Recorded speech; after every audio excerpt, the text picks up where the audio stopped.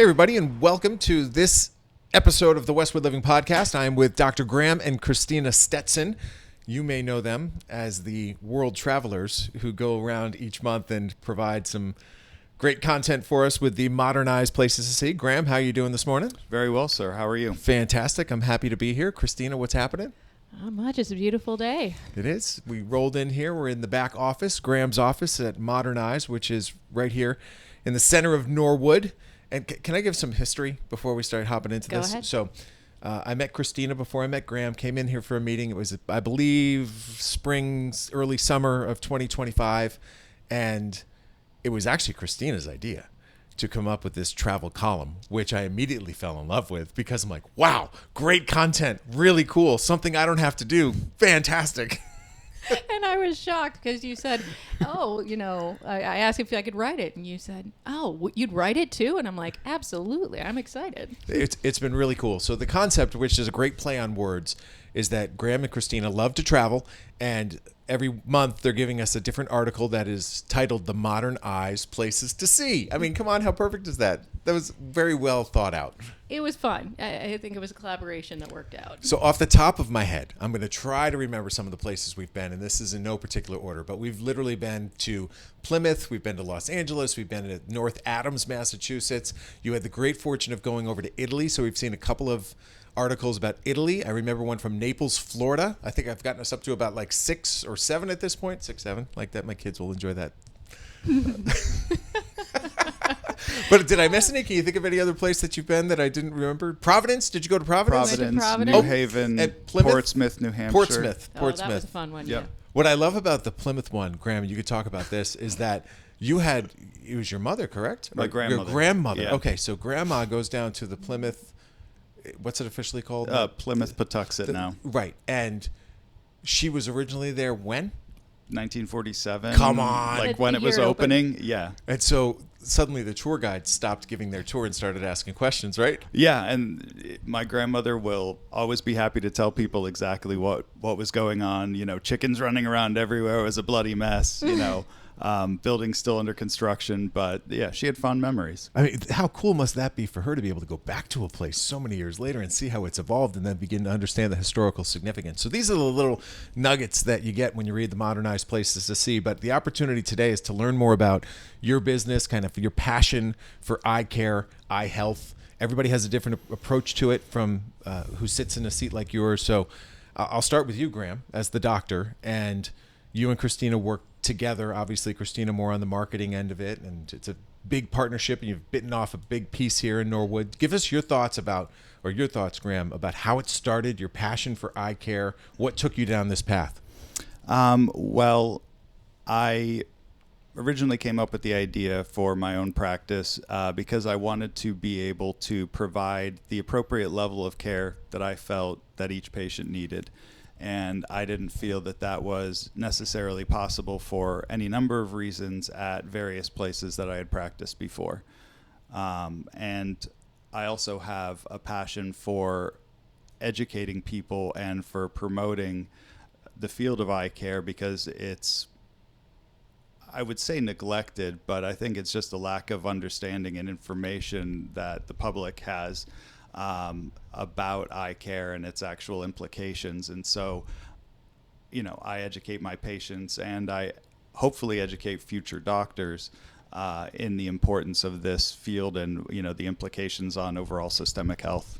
So I have stopped in here and received your treatment, and I find it to be very caring, very, to your point, educational, because when you're talking to somebody, specifically in my case, you were walking me through not just any diagnoses per se, but the reasons behind that and how you were getting to your conclusions, which I thought was pretty cool throughout the journey. But part of what you're doing is running a business, and running a business is a team effort, and you had to jump into this together. So Christina, I turned to you, and when you and Graham were talking about the concept of Modernize becoming a reality, what was going through your mind about the reality of it being a business that you had to be conscious of and how to make it successful? So it's funny. I've been in academic medicine for actually academic ophthalmology for over 20 years.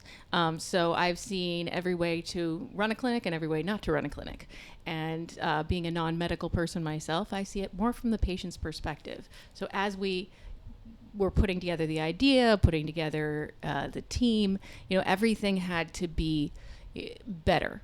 Everything had to be more accessible for patients. Making them a partner in their care is so important.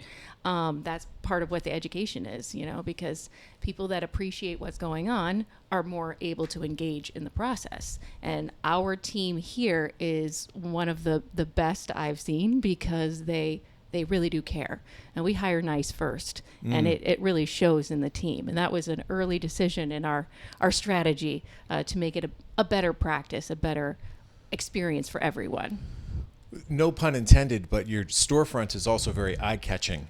It reminds me, go back to the days of Fifth Avenue in New York City, where part of the appeal of a Macy's or a Bloomingdale's or wherever it might be is in how they caught your eye on the street, the storefront, window front decor. And I believe, Christina, that's your thing. I'm an artist by heart. One of the things that's great about vision is that it applies to every aspect of your life. And being able to see beautiful pieces of artwork are clearly a benefit of good vision. And we had these huge windows, 26 linear feet of windows. And glasses are pretty small. They're about 6 inches. So how do you make that stand out on the window? Well, we started small and it just grew from there. And we've had some really crazy designs. And we always love it when people say it's a reason to walk downtown, yes. Being in this whole walkable area and having people excited to shop. Because at this point, shopping has become a necessity. You go and you blitz through Amazon or online. It's not fun anymore. It's like major research even. This is like a pleasure to have people walk by and enjoy their day. Even if they just stop in to tell us they love the window. They're not even customers. They're not even patients. Doesn't matter. Yet. Yeah. Right? That's the key. So just catching their attention. You're also both very passionate about being involved in the community. That sort of speaks to your involvement with what we do in Westwood and everything that we do to try to get the community engaged and tell the stories. But you do that here in Norwood as well. And I know that there's a lot of things in Norwood that happen, from the farmers market that's over on the green. And you're very engaged not only in that, but also in some other groups. So which of you two want to talk about that, how important that is to just stay engaged and be a front-facing face that people in this community see? So up until the end of last year, Christina and I were on the board of trustees for the Friends of Norwood Center, which is an organization trying to bring community and business together in Norwood. We recently resigned due to lack of bandwidth and other commitments and needing to focus more on the business as we're getting busier. But we're out at the farmers market, we're out at Norwood Day. I particularly have a passion for children's vision because I've seen so many people adversely affected in the careers that were available to them because of the fact that their visual system did not do the job that it was supposed to when they were in school. So their academic performance suffered greatly. So I lecture school nurses here at Norwood, and I have one planned up at Needham. I have a recorded lecture for school teachers, giving them information on things to look out for that can affect learning negatively. So children's vision is a passion for me, even though I'm not necessarily a pediatric optometrist. All right, I have to tap into that more for the average person, parent. To be things a parent should be aware of as their child is going through schooling. And is there any early indication that maybe eyesight is part of the issue with my child for a reason he or she might be struggling a little bit? Well, I think it's always worth exploring. I think, I know a lot of children get misdiagnosed with stuff like ADHD and dyslexia when it's really their visual system letting them down, leading to poor behavior in the classroom. And so any children with an IEP or 504 diagnosis of ADHD or dyslexia really should have an eye exam with somebody that's going to assess other binocular and accommodative functions aside from can you read letters on a blackboard, because that's a very small part of what our visual system does. Wow. How did you get so passionate about this specifically? Frankly, just practicing. You see somebody in their 30s, 40s, and they're bagging groceries at Shaw's, and you have them in your exam chair, and you're like, this is a really smart person. What would they be doing if their eyes worked for them? And you run some tests, and you ask them questions about their learning experience, and you see some big problems visually. And it's like, well, no wonder this person did do well in school, but if their visual system had worked, what would they be doing now? Probably not bagging groceries at Shaw's. And that frustrates me.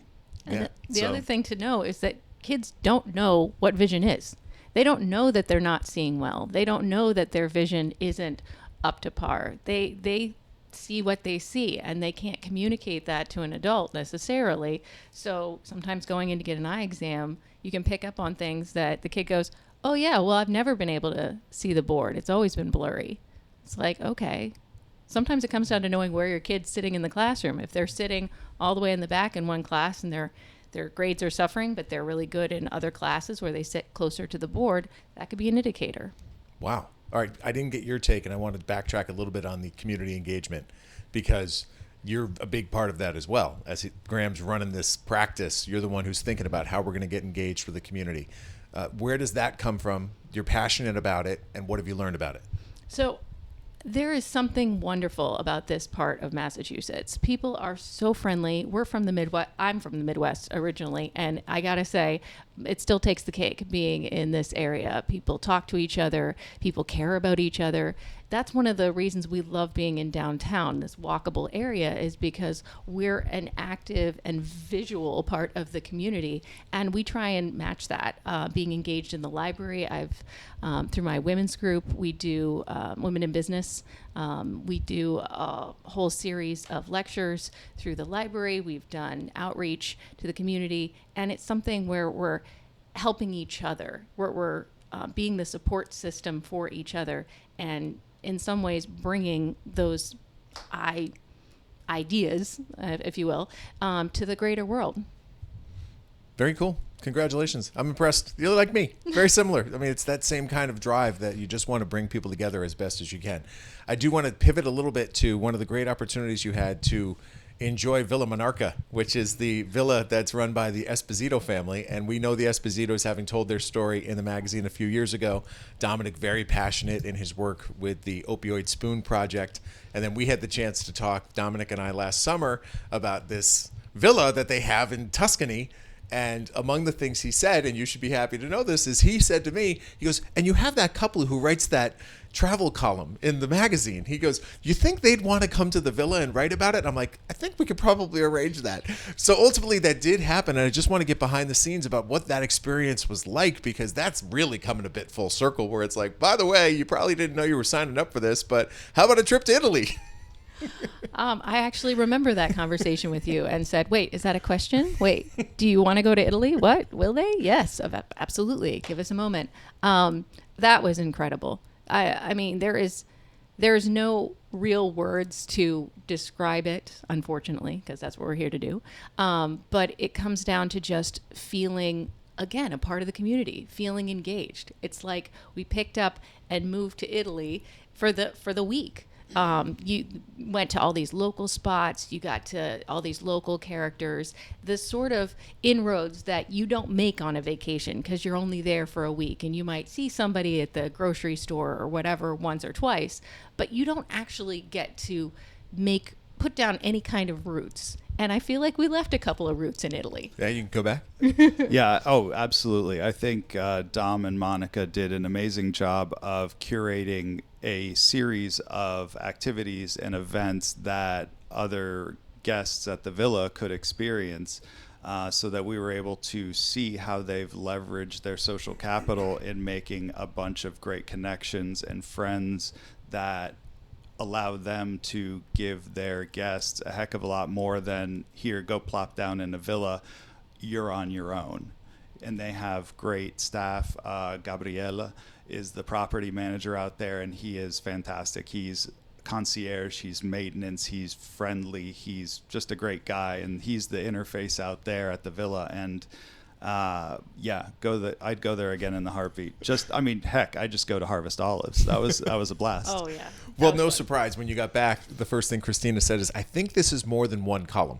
So I should note at this point, if you haven't had the chance to read the Modernized Places to See series, we do have it archived. It's on the website, westwood-living.com, and then Modern Eyes. And on that specific page, you'll find all of these articles that have been written over the years. In fact, the February issue has your second installment from Italy.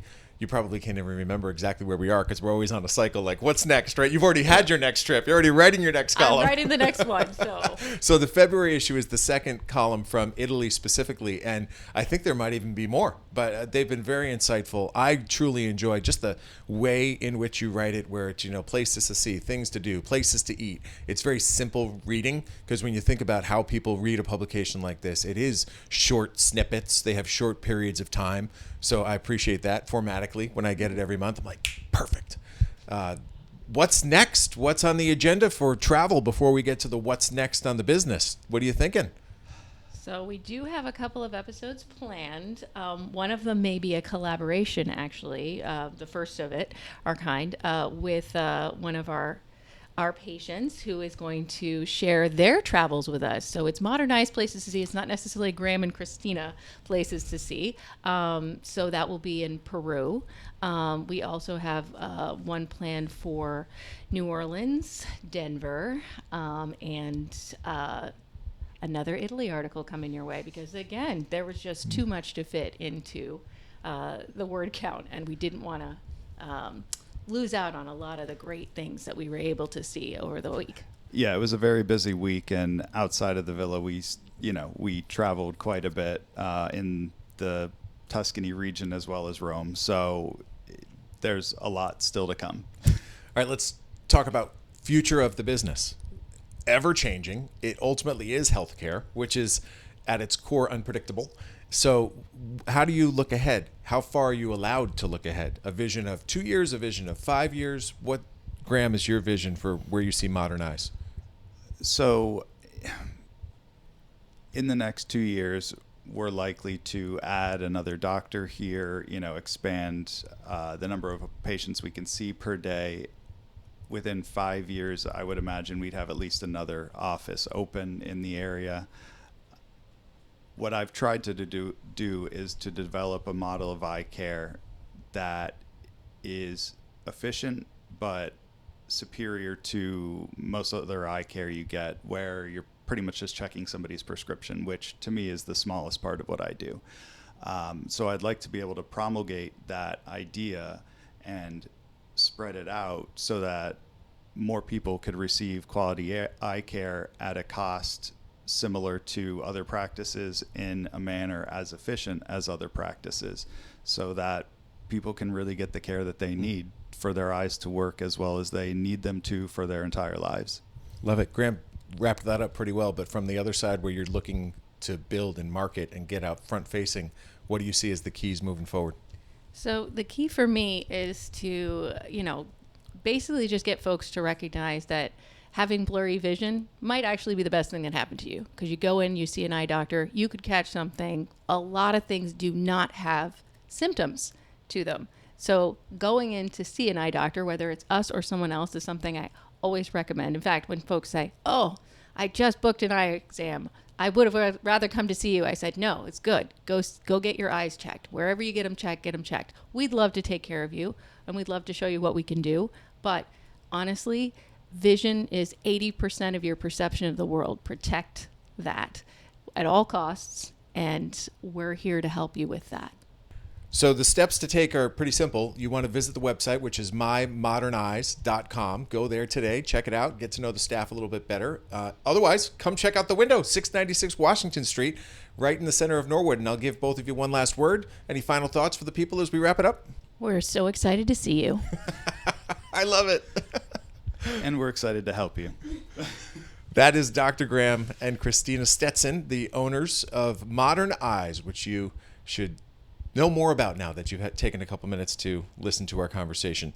As always, if there's someone else you want me to have a conversation with, just reach out, send an email to Leyden@bestversionmedia.com. I will find that person or those people, have that conversation, and then share it with you right here on the Westwood Living Podcast Network. But for now, with Dr. Graham and Christina, this is Tom Leyden saying so long, and thanks so much for listening.